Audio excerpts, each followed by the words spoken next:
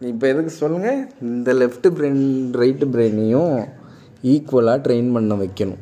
அதுக்கு தான் ஸ்கூலுக்கு காசு கொடுக்குறாங்க, லட்ச லட்சமாக, ஆயிரம் ஆயிரமாக, கோடி கோடியாக செலவு பண்ணுறதெல்லாம். அதுக்கான அவங்க என்ன பண்ண வைக்கிறாங்க, தப்பு பண்ண கும்பல் கும்பலாக கூட்டமாக ஒரு சப்ஜெக்ட் எவனோ என்னதுன்னு விதைக்கணும்னு நினைக்கிறத, அதை திணிக்கணும்னு நினைக்கிறத திணிக்கிறாங்க.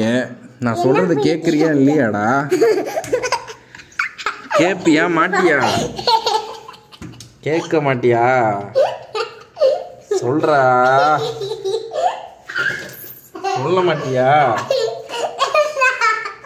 சொல்றா. சரி, எப்படி ஈக்குவலாக ட்ரெயின் பண்ணுவீங்க அப்படி பார்த்து? டேய் போயிடப்பண்ணா.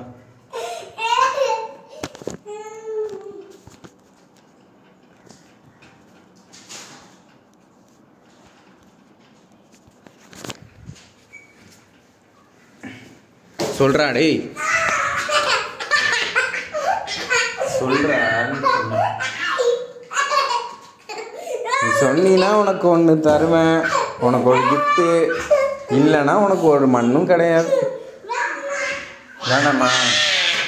வேணுமா வேணாமா? வேணாமா?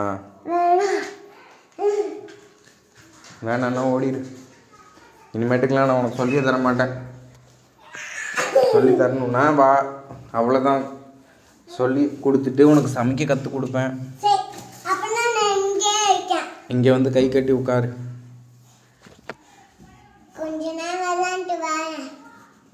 கொஞ்ச நேரம் தான் முடிஞ்சிடும். அதுக்கு உனக்கு சமைக்க கற்றுக் கொடுக்கணுன்னா இங்கே வந்து உட்காரு. வெறும் இன்னும் 5 நிமிஷம்தான்.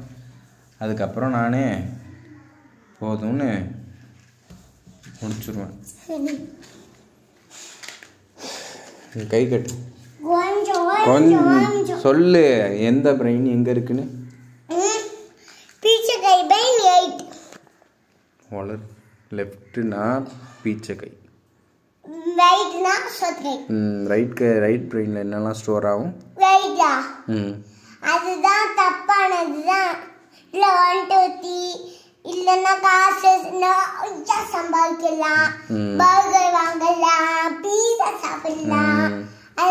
அதெல்லாம் வந்து இங்கிலீஷ்காரங்களுக்கெல்லாம், இதெல்லாம் இங்கிலீஷ்காரங்க இருக்காங்களே, இங்கிலீஷ் பேசுகிறவங்க, அவங்களெலாம் சொந்தம் வந்தோன்னு வாழ மாட்டாங்க. அவங்களுக்கு லெஃப்ட் பிரெயின் அதிகமாக டியூன் ஆகும்.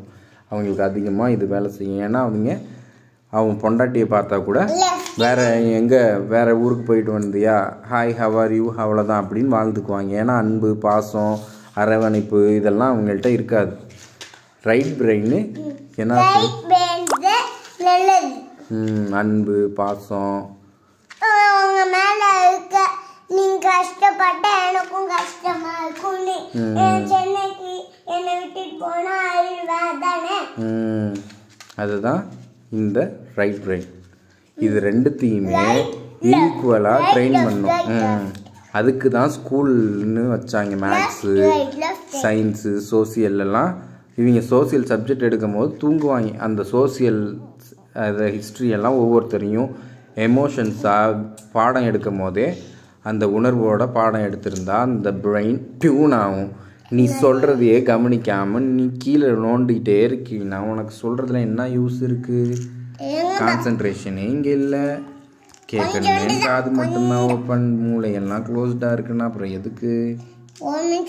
வெட்டி தண்டத்துக்கு நான் உனக்கு சொல்கிறதுக்கு பொட்டியை சாத்திட்டு வந்துக்கலாம். என்ன 2 நிமிஷம் என்ன பண்ணும்? கொளுத்தி சூடு வைக்கட்டுமா?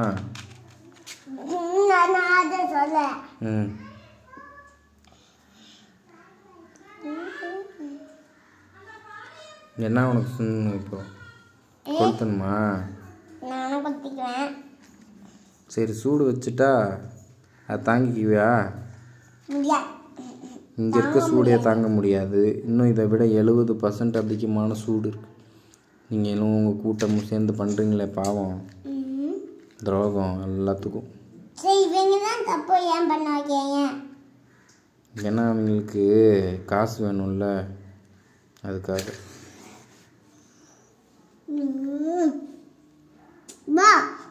இதுதான் சாமியா கொளுத்து. இதில் இருந்து தான் சைத்தான் படைக்கப்பட்டான். அதனால் இதையே அவங்க கும்பிட்டா அவனை டைரெக்டாக லிங்க் வச்சுக்கலாம்ல. அதுக்காக நீ இதோட விளாண்டுட்டே இருக்கணும்ல, எப்போ பார்த்தாலும் இப்படியே விளாண்டுட்டே இருக்கணும். இதில் அதான் பிடிச்சிருக்கு. பட்டாசு கொளுத்துறது, நெருப்பில் ஆடிட்டு இருக்கிறது தான் பிடிச்சிருக்கு உனக்கு, அதானே? அப்போ யாரோட லிங்க் வச்சுட்டு இருக்கணும்னு எனக்கு தோணுதுன்னு சிகரெட் அடிக்கிறது அதுக்கப்புறம் வரும். இன்னும் ஒரு 6-7 வருஷத்தில் நானும் தப்பு தான் சொல்கிறேன். நான் நல்லவன் சொல்லி அவங்ககிட்ட நான் நல்லவன் சொன்னேனா? இல்லை.